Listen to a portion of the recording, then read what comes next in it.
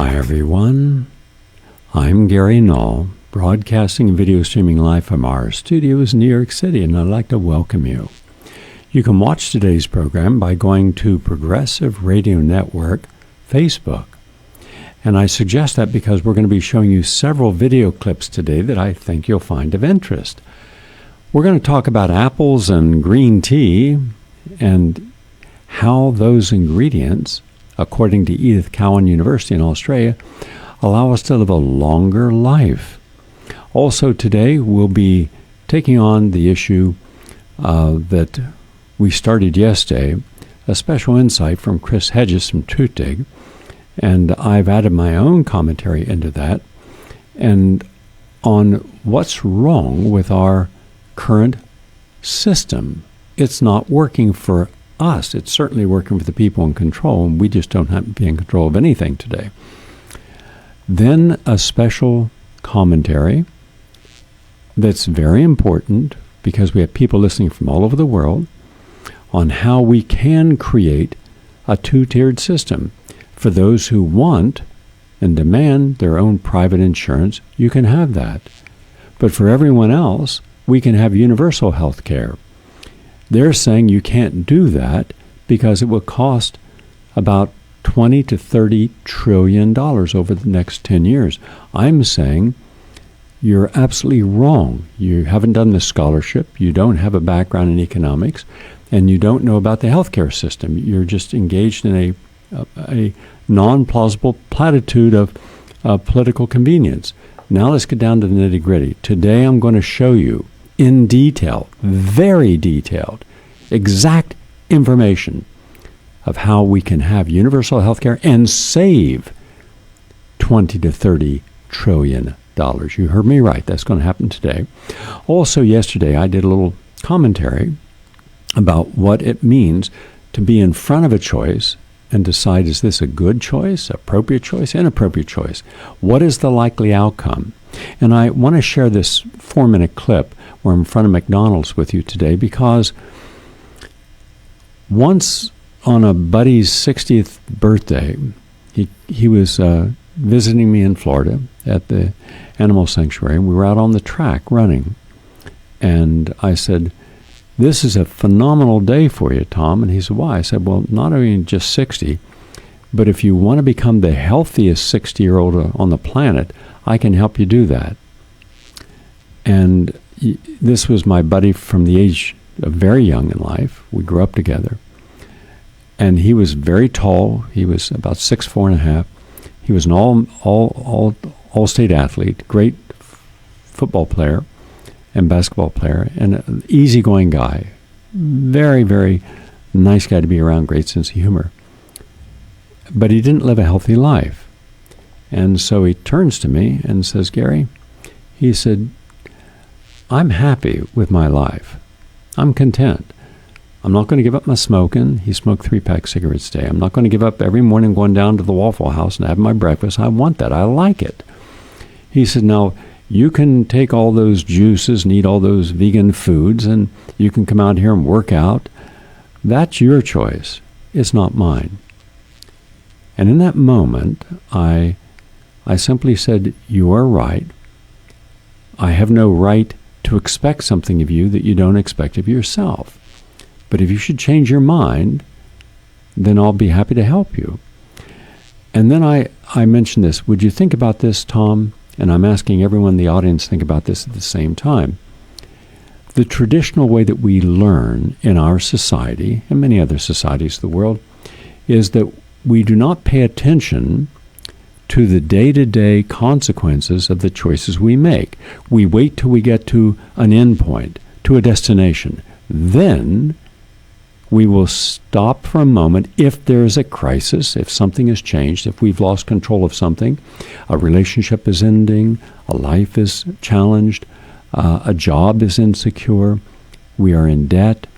When something finally grabs our attention greater than our capacity for distracting our attention. And we ask, if I could do it all over again, would I have made different choices?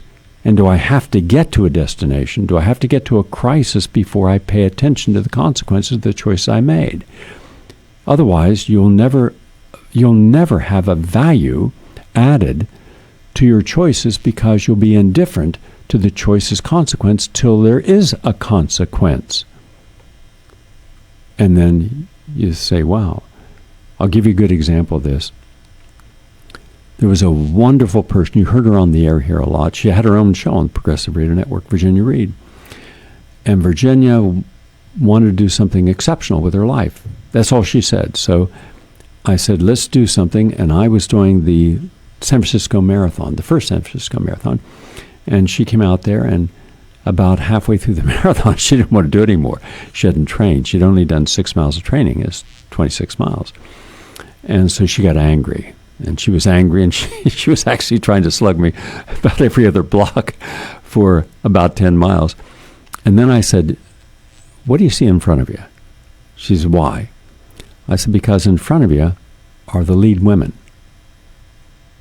Now, you can continue being angry at how you feel because you weren't prepared for the challenge that you decided to take on, or you can realize that you have a chance to have a breakthrough in your life, unlike any breakthrough in your life. And suddenly her whole temperament, attitude changed. She said, yeah. And so, and I'm pacing her. I'm not running my race. I'm running her race to help her and to keep her motivated. And on the 25th mile, she caught them and passed them. And she won. She won a gold medal. Well, I'm going to tell you, everyone in her life knew what she had done.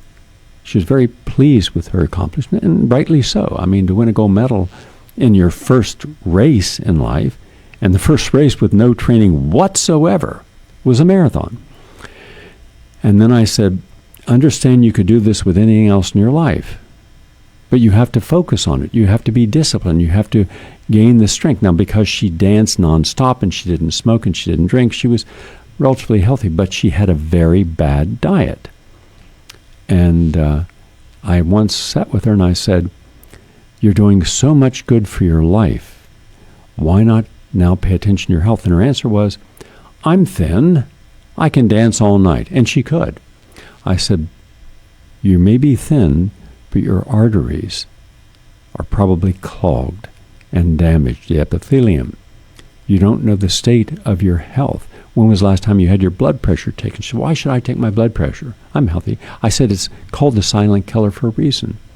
It can cause strokes. And I said, so why not just take just a month? That's all. I'll put you on a protocol, and let's really help you. And she said, no, I it's not needed. And a year later, she had a stroke. And when I went to the hospital, when I heard and went into the ICU, she looked up at me and she said, I should have listened. I should have listened. She said, all I'm thinking about now is how stupid was I?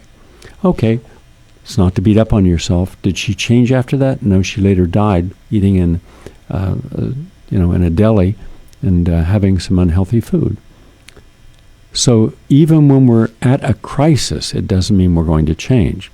So why not do something a little different with our mindset? Here's what I'm suggesting. Why not ask ourselves, what do we want? What do we need during each stage of our life? And what goal are we trying to achieve? Then ask, what tools do I need to reach that goal? Do I need a support system? Do I have the right support system? Am I the right person to be directing my own life? Or am I still living through other people's expectations of me? Am I not making choices because those choices might run afoul of someone else's thoughts about me? And that's so common. I don't think we appreciate how common it is to suddenly stand out in some way that is considered unacceptable or odd or weird. Even becoming a vegan, a lot of people think that's just too weird. So once you realize what you need in your life in order to achieve the happiness, joy, health, and balance each day of your life, then that's what your energy is. That's what that's the choices you make. You can't have it both ways. You can't say, I want to be healthy and live a long life, and then make all unhealthy choices. And yet that's exactly what we do. I don't want to be bankrupt. I don't want to be homeless on the street. I don't want to have whatever I have taken away from me because I couldn't pay for it. Okay. Then stop buying stuff that's putting yourself at risk of losing it because you can't pay for it. And then we have that compulsion. I need. No, you want. You don't need these things. So we clutter our lives and waste our time in minutia and trivia. That's why this piece I'm going to show you in a little bit on Monsanto about the people, and some of those people, it turns out after the filming, they actually listen to this radio program. Then what exactly are you listening to on this radio program? Because the people listening to this radio program are not going to be going into McDonald's to get their substance.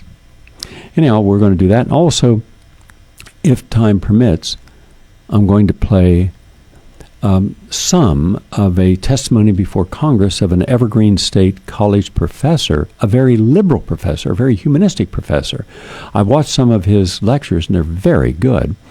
Brett Weinstein, about how he ended up having to leave his job, a tenure job, because the students said that he created an environment in his classroom that did not make them feel comfortable. And yet the people, it turned out, who were complaining had never attended his class. And so when his own students, who had attended his class for years, went to his defense, they were also shouted down. And the people were saying, we want to have all kinds of trip words, so that you must tell us what you're going to tell us before you tell us, so in case you say anything that we find offensive, we can then go to a safe place and hug a pillow. And these are the people screaming, violent. I mean, my God. And you're thinking, hold on a second, Jack. You're the person saying that you're afraid of something being said in class, and you're out here screaming and cursing and angry and violent? This is the game that's being played. And I'm sick of it. I think we should all be sick of it. And we should say no more. You clowns have had enough time to alter people's perceptions of what a university experience should be. And no longer are we paying attention to. And we should say that about CNN and MSNBC and Rachel Maddow and all these other clowns. They have had their moment to show us their bias, their incompleteness, their lack of understanding, their complete superficiality of an intellect. And yet they've had control of the entirety of the public conversation, along with those dancing clowns at the New York Times who pretend to be journalists. So we're going to take all that on. We start with apples, however. And an apple a day does a lot for you. Well, why? Because it's rich in flavonoids. Apples, grapes, and tea, they fight against cancer. They fight against heart disease, particularly for smokers and heavy drinkers. And according to new research from Edith Cowan, that's Cowan University, and their School of Medicine and Health Sciences, they looked at the Danish diet and of 53,000 Danes over 23 years. And they found that people who consumed good foods, rich in flavonoids, there's your fruits and vegetables, primary plant-based foods, were less likely to die from cancer and heart disease. It's that simple. Very simple. Remember, never confuse the complexity of a problem with the simplicity of its solution. Walnuts protect us against ulcerative colitis in this study from the University of Connecticut, just out today. Walnut consumption, a handful of walnuts, can offer protection against ulcerative colitis, and through a complex array of natural compounds called phytochemicals, walnuts have been shown to provide a multitude of health benefits, including protection against inflammation and colon cancer. And that was published in the Journal of Nutrients. So eat the walnuts and have less problems of heart disease, clogging the arteries, etc.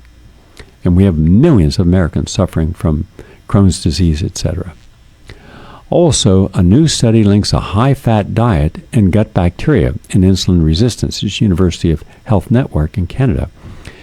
I'll just put it into lay language, and that means that when you're eating healthy foods, and we all know what those are now, our gut immune system increases, and that can help prevent many of the complications of diabetes. That's what it's saying. Mind you, our gut bacteria are part of the healthy immune system in the body. The more healthy foods you eat, the more healthy juices you drink, the healthier your bacteria and the biome. This was done at the Department of Pathology, University of New Health. Next up, zinc increases bone mineral density and prevents bone loss in diabetes. And this is from Shanxi University in China.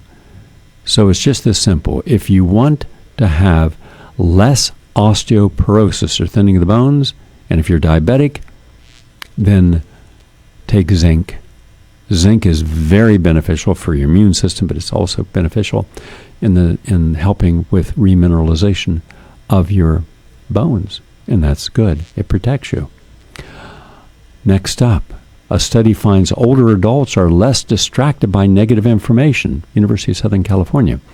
So a new study shows that compared to younger adults, older adults are less distracted by things that other people might get upset about. Even in the earliest stages of attention, they looked at the emotion-induced blindness, that's what it's called, which refers to distractions caused by emotionally arousing stimuli. And in lay language, it means a lot of people, especially younger people, they get upset over everything. Everything becomes an issue. They catapult from one crisis to another trauma. Crisis, trauma, crisis, trauma. The older you get, you start realizing, hey, life is worth more than getting upset. Let's find some quality time in each day for ourselves. Also from University of Eastern Finland, fermented dairy products, we're not talking about GMO dairy products, we're talking about healthy, organically fed cows roaming in pasture. They can have a fermented dairy product like kefir or buttermilk, for example, that's extremely helpful for preventing heart disease. That's right. The fermented dairy products, yogurt, quark, that's Q-A-R-K, kefir, K-E-F-I-R, and sour milk, can lower the risk of incident coronary heart disease, and that's important. So, again, when you're going to have dairy, if you're not allergic, have organic dairy. And finally, the effects of vitamin D on the size of uterine fibroids in women with vitamin D deficiency from Isfahan University Medical School. And they just showing that if you have uterine fibroids, which are the most common benign pelvic tumors in women of reproductive age, that has a very high incidence, it can go up to 77% of women, there's a high prevalence of vitamin D deficiency. So make sure you're getting your 1,000 to 5,000 units of vitamin D each day, or make sure you're getting about 1/3 of your body exposed to good sunlight, at least, let's say, for 45 minutes to an hour a day. Oh, one other thing. University of Sussex and Yale University, 2 university studies, 30 minutes of reading a day could add years to your life. Now, past studies have shown that reading books can benefit people in a multitude of ways, physically, mentally, and intellectually. Now, in a new study, people who read a book for about 30 minutes a day were found to live approximately 2 years longer than those who didn't read at all. And that's good. That means some of you, some of the people in this audience, you're good readers. You read a lot. So you might be able to add 5 years onto your life just from the fact that you're doing a lot of reading. And it doesn't have to be a book. You could read articles as well. And we have, and I just got the count this morning, we have 37 articles on vaccines. 52 articles on vaccines, 37 articles on what's wrong with Wikipedia and the internet. And we have 12 articles on the environment. These are all new. These are all within the last year or so.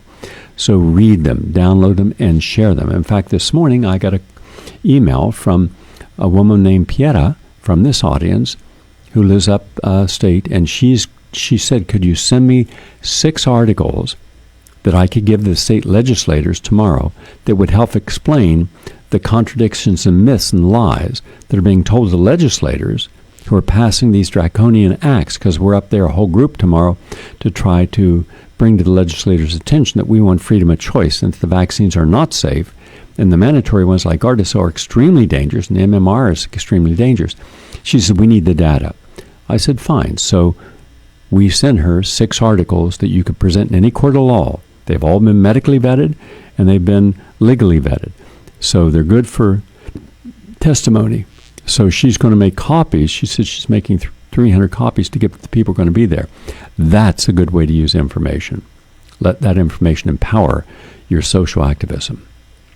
By the way, University of South Carolina and University of Queensland found that anti-inflammatory diet, what I talk about all the time, every day, lowers the risk of depression in women by 26%.